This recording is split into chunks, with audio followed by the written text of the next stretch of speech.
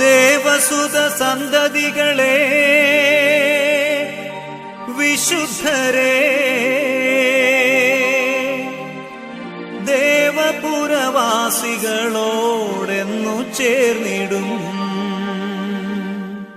ശോഭനപുരമതിൽ രാജനോടുകൂടെ നാം, ശോഭനപുരമതിൽ രാജനോടുകൂടെ നാം മോദാൽ വസിപ്പാൻ പോകാം നമുക്ക്, മോദാൽ വസിപ്പാൻ പോകാം നമുക്ക്.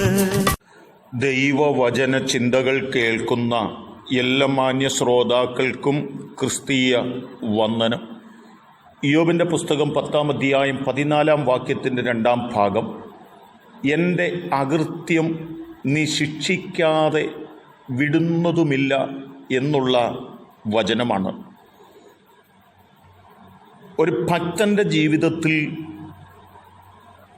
വളരെ കൃത്യമായി ബോധ്യതയുള്ള ഒരു വസ്തുത ഇവിടെ ഇയ്യോബും ഓർമ്മപ്പെടുത്തുകയാണ്. ഞാൻ എൻ്റെ ജീവിതത്തിൽ ചെയ്യുന്ന പ്രവൃത്തികൾ ദൈവസന്നിധിയിൽ തിന്മയുള്ളതാകുന്നു എങ്കിൽ, പാപം നിറഞ്ഞ വഴികളാകുന്നു എങ്കിൽ, ആ ചെയ്യുന്ന തെറ്റുകൾക്ക് ഞാൻ ശിക്ഷ അനുഭവിപ്പാൻ കടപ്പെട്ടവനാണെന്നും ആ ദൈവം എന്നെ ശിക്ഷിക്കാതെ വിടുകയില്ലെന്നും ഓർമ്മപ്പെടുത്തുന്ന വാക്കുകളാണ്. ദാവീദിൻ്റെ ജീവിതത്തിൽ ദൈവത്തോട് കൂടെത്താൻ നടന്നു എങ്കിലും ദൈവസന്നിധിയിൽ തിന്മയായത്, പാപമായത് പ്രവർത്തിച്ചപ്പോൾ ദൈവം തന്നെ ശിക്ഷിപ്പാനിടയായെന്ന് ബൈബിൾ ഓർമ്മപ്പെടുത്തുന്നുണ്ട്. ദൈവത്തിൻ്റെ സൃഷ്ടിയായ ആദമിനോടും ഹവ്വയോടും ദൈവത്തിനൊത്തിരി പ്രീതിയുണ്ടായിരുന്നു എങ്കിലും അവർ ദൈവസന്നിധിയിൽ തിന്മ പ്രവർത്തിച്ചപ്പോൾ, പാപം ചെയ്തപ്പോൾ ദൈവം അവരെ ശിക്ഷിക്കുകയും അവരെ ഏദനിൽ നിന്ന് പുറത്താക്കുവാനുമിടയായിത്തീർന്നു എന്ന് വിശുദ്ധ ബൈബിൾ നമ്മെ ഓർമ്മപ്പെടുത്തുന്നുണ്ട്. ഉൽപ്പത്തി പുസ്തകം 12-ാം അധ്യായത്തിനകത്ത് ദൈവത്താൽ വിളിച്ചു വേർതിരിക്കപ്പെട്ട, ദൈവശബ്ദം കേട്ട് ഇറങ്ങിത്തിരിച്ച അബ്രഹാമിനോട് പറയുന്നതായൊരു വാക്കുണ്ട്. അവിടെ പറയുന്നത് ഇങ്ങനെയാണ്: നിന്റെ സന്തതിക്ക് ഞാൻ ഈ ദേശം കൊടുക്കുമെന്ന് അരുളി ചെയ്തു. വാഗ്ദത്ത ദേശം അബ്രഹാമിനോടും നിന്റെ തലമുറയ്ക്ക് വേണ്ടി ഞാൻ ആക്കി വച്ചിരിക്കുന്നു എന്നും അതും നിന്റെ തലമുറയ്ക്ക് ഞാൻ നൽകുമെന്നും വളരെ വ്യക്തമായ തലത്തിൽ ഓർമ്മപ്പെടുത്തി വാക്കുകൾ കേട്ട് സന്തോഷിക്കുന്നതായ അബ്രഹാമിൻ്റെ ജീവിതത്തിനകത്ത് പിന്നത്തേതിൽ ദൈവത്തോട് തിന്മ പ്രവർത്തിക്കുവാനും പാപം ചെയ്യുവാനുമിടയായിത്തീർന്നു.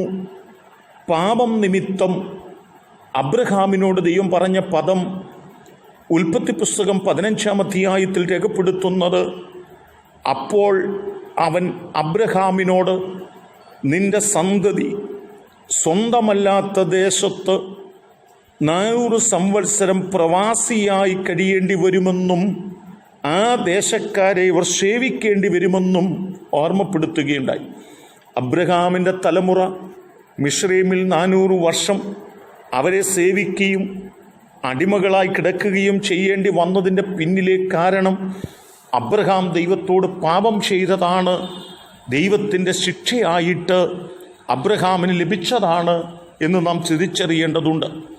ഈ വചനങ്ങളെല്ലാം നമ്മെ ഓർമ്മപ്പെടുത്തുന്നത് എന്താണെന്ന് ചോദിച്ചാൽ, നാം ദൈവസന്നിധാനത്തിങ്കൽ ചെയ്യുന്ന തിന്മകൾക്ക്, തെറ്റുകൾക്ക്, അകൃത്യങ്ങൾക്ക്, പാപങ്ങൾക്ക് തക്കതായ ശിക്ഷ ദൈവം എനിക്കും നിങ്ങൾക്കും നൽകും എന്നുള്ള കാര്യം മറന്നുകളയാതെ ജീവിതത്തിലെ ഓരോ വാക്കുകളും പ്രവൃത്തികളും, ജീവിതത്തിൻ്റെ ഓരോ മേഖലകളിലും ദൈവം നമ്മെ ശിക്ഷിക്കുമെന്ന ചിന്തയോടുകൂടി തന്നെ തിന്മ പ്രവർത്തിക്കുന്നതിനേക്കാൾ അധികം നന്മ പ്രവർത്തിക്കുവാനും നന്മയുടെ മക്കളായി നമുക്ക് പാർക്കുവാനും കഴിയേണ്ടതിന് നാം നമ്മെ തന്നെ സമർപ്പിക്കുന്നവരായി തീരാം.